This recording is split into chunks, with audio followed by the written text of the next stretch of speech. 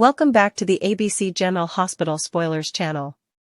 Today, we're diving deep into the emotional unraveling of Willow Tate and her increasingly desperate attempt to reclaim her role as a mother to Wiley and Amelia.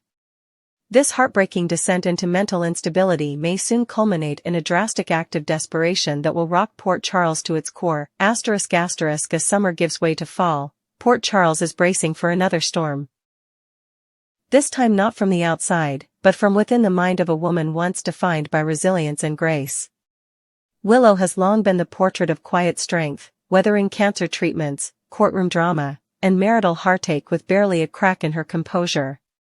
But the loss of her children, especially after the annulled wedding with Drew and Michael's growing distress, has chipped away at her emotional foundation. What remains now is a version of Willow that few recognize.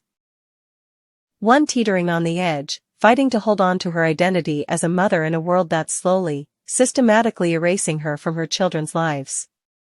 It started with glimpses, moments when her calm exterior gave way to erratic emotions and uncontrolled outbursts. The legal system, once her potential ally, quickly became a minefield when Jens Sidwell inserted his influence into the custody proceedings. Sidwell's bribes to the judge ensured that Willow's past struggles with cancer, emotional trauma, and recent instability would be weaponized against her. Michael, desperate to shield Wiley and Amelia from chaos, took the bait. He convinced himself that limiting Willow's access was an act of protection, not punishment. But to Willow, it was a death sentence, an erasure of her motherhood.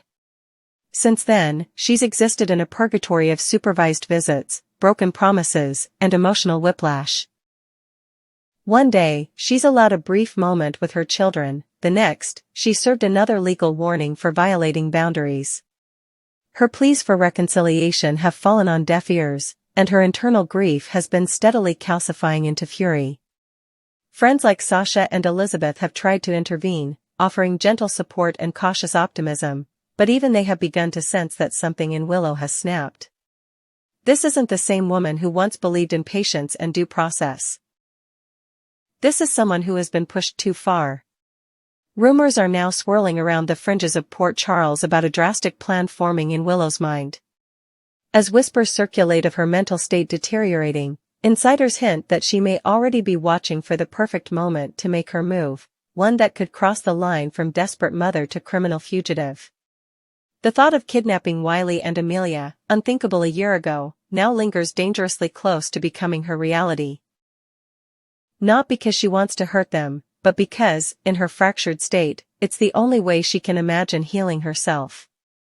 Michael, for his part, remains oblivious to just how unstable things have become. His interactions with Willow have been brief and cold, focused more on protocol than emotion. He believes he's doing the right thing, but he underestimates the impact of isolation on someone like Willow. He doesn't see the sleepless nights, the endless pacing, or the journal filled with entries that vacillate between hope and hopelessness. He doesn't know that she's already been scouting locations, quiet places, secluded enough to disappear into for a while. One such place may soon play a pivotal role.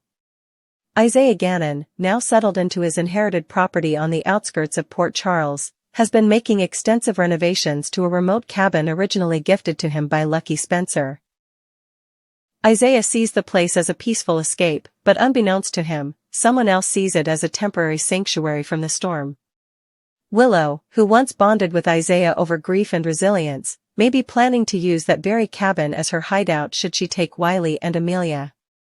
It's entirely plausible that one quiet morning, Michael will wake to discover that the children are gone. A simple park outing turned into a vanishing act. No note. No warning.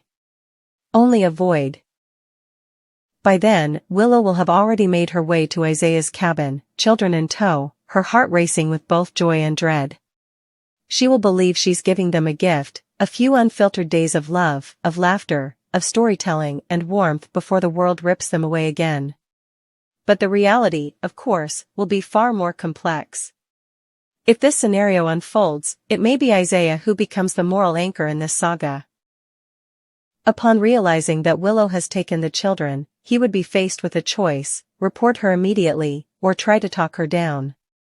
Given his quiet wisdom and deep empathy, Isaiah might opt for the latter. Their shared history could give him just enough of a connection to reach her before she disappears for good. But even then, the damage might be irreversible. The act itself, a kidnapping, even if driven by maternal despair, would draw legal and emotional consequences that not even the most understanding judge could ignore. The implications of such a move extend beyond just Willow. Michael would be forced to confront the guilt of driving her to such extremes. Carly, ever the protector, would likely direct her fury at Sidwell and the corrupt system that poisoned everything. Sonny could intervene with his own brand of justice, setting off a ripple effect that touches every corner of Port Charles. Meanwhile, Wiley and Amelia, caught in the crossfire of adult decisions, would bear emotional scars that may not fade for years. What makes this looming disaster so tragic is that it feels preventable. Willow, at her core, is not a villain. She's not dangerous by nature. But like so many others in Port Charles before her, she's become a casualty of circumstance, of manipulation, and of a broken system. The failure to treat her psychological wounds with care and compassion may now culminate in a public meltdown that will forever change her story, from survivor to suspect. As October's custody hearing approaches, it may already be too late. If Willow believes she has no shot at winning legal rights, she might preempt the court's judgment with her own. The quiet days leading up to the hearing could be her last as a free woman if she decides to act before then. Her history of impulsive behavior suggests the tipping point may arrive unexpectedly, perhaps in a moment when she sees Wiley smile from afar and realizes she's no longer a part of his daily world. That single second of pain could spark the decision she's been fighting to suppress. Port Charles has weathered tragedies, kidnappings, and disappearances before, but this one may hit differently. It's not the work of a known criminal or a villain with a vendetta. It's a woman who once radiated nothing but love and strength, reduced to a shadow of herself by grief and bureaucracy. And even if she's stopped, even if Isaiah or Michael or Jason intervenes in time, the fallout will be devastating. General Hospital is setting the stage for a tragic twist that asks hard questions. How far can a mother be pushed before she breaks? And when she does, who will be held responsible, the mother, or the world that abandoned her? Stay tuned, because Willow's journey is far from over. And the next chapter may be her most painful yet.